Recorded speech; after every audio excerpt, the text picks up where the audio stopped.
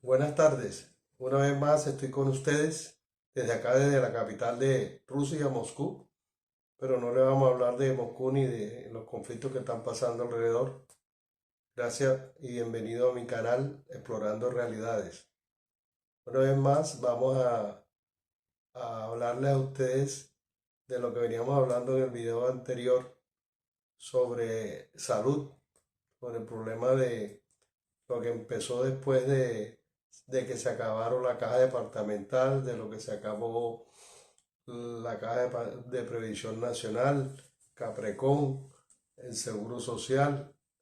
Entonces se creó la ley 100, donde vienen la, las, la variedad también la variabilidad que se presentó también en los hospitales públicos, que ya los convirtieron en empresas públicas del Estado. Y la contratación que se hacía eran diferentes con las contrataciones del régimen laboral normal de los nuevos empleados, y liquidaron a las personas viejas que trabajaron, las que quisieron liquidarse, y las otras tenían que venir por contratos que les explicaré más adelante. Vamos a hablar un poquito también de lo que es las EPS que contratan con las IPS. Al principio se creó que las EPS no debían tener hospitales o consultorios a su disposición, sino que ellos nada más iban a dedicarse a la parte administrativa de los recursos que iba a enviar el gobierno. Pero no fue así, y esto ha permitido que estas EPS hagan contratos con clínicas, con EPS, por ejemplo, para hacer exámenes de laboratorio, exámenes de imágenes, hacer también eh, incluir a los pacientes en unidades de cuidado intensivo, incluir a los pacientes en unidades renales, y contratos que se hacían aparte de las EPS a la IPS. ¿Qué pasó con estas contrataciones? ¿O qué se nota? ¿O qué se venía haciendo con estas contrataciones? Muchas EPS lo que hacían era que contrataban con EPS y pactaban los pacientes que iban a ser atendidos, pero también pactaban la comisión que debían darle al gerente o al encargado de la contratación para que esto se lleve a cabo. Siempre pedían una comisión, o sea que los contratos eran vendidos. Los contratos eran vendidos a la IPS y la EPS, compraban el contrato antes de que se produjera la atención de los pacientes. Entonces aquí vemos cómo cuando a ellos les tocaba pasar las cuentas, cuando ya atendían los pacientes, venían estas cuentas sobrefacturadas. Tenían una vigilancia de unos personas que fiscalizaban esto, pero no eran personas idóneas, o no se sabe si es que era que también pactaban que esas personas también iban a tener un sueldo, pero de todas maneras las EPS, las IPS se ingeniaban para sobrefacturar y que los personas que tenían la vigilancia fiscal de eso no se dieran cuenta, o que si se dieran cuenta pasaran desapercibidos, y por eso la, las EPS tenían que pagar una sobrefacturación. ¿Qué pasó con algunas entidades de estas que tuvieron que ser liquidadas posteriormente? Fue por ejemplo el caso de Salucó, que se excedió en los recursos que tenía, los recursos los cogieron para otra parte. El gerente de Salucop era un gerente que ganaba mucho dinero en comparación con el otro personal que tenía ahí. Incluso también Salucop tenía inversiones en otras cosas que no eran salud, y esto permitió una fuga de dinero y terminó acabándose esa entidad, y trasladaron los pacientes a otra entidad que también se convirtió en un problema para los afiliados, que no lo atendían correctamente, y eso fue una masacre porque aquí hubo pacientes que se murieron porque la atención que se prestaba en ese momento no se sabía a quién lo prestaba, si se alocó o a quien le habían dado la contratación de los pacientes, esto cuando eso finalizó. También ahora últimamente hemos visto, por ejemplo, el caso de Confacor acá en Córdoba, vimos que también hubo que liquidarla porque cogieron los dineros para otra cosa, también pagaran sobre su facturación y también hacían cosas indebidas y también terminó quebrándose.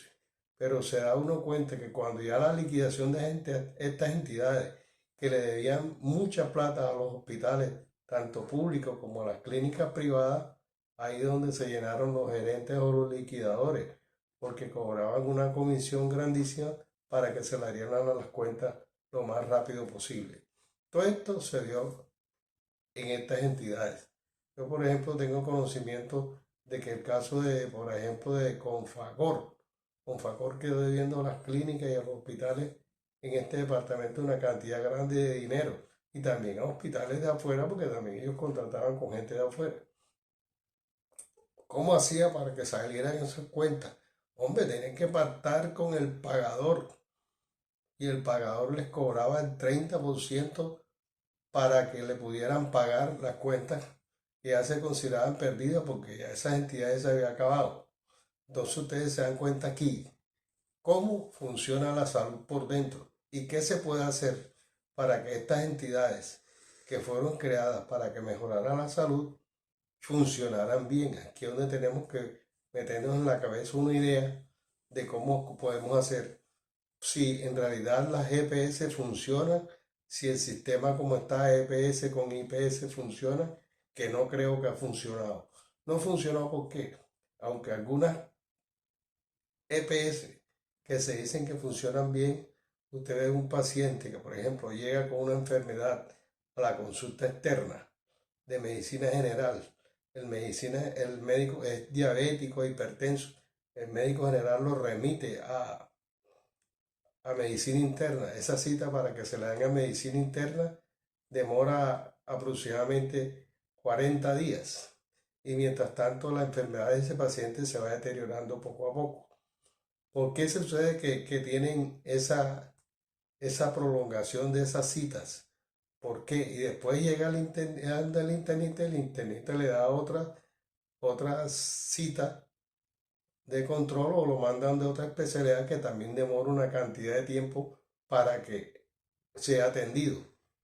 Aquí vemos que ese paciente va avanzando en su problema de salud y llega un momento en que ese paciente, por ejemplo, si es diabético y tiene una insuficiencia a nivel de miembros inferiores, llega a tener una insuficiencia total de las piernas y llega a tener que amputarlos y es un deterioro del paciente. O tienen un problema con los riñones y se convierte en una insuficiencia renal y hay que hacerle diálisis. Y entonces las cuentas a estas entidades se aumentan.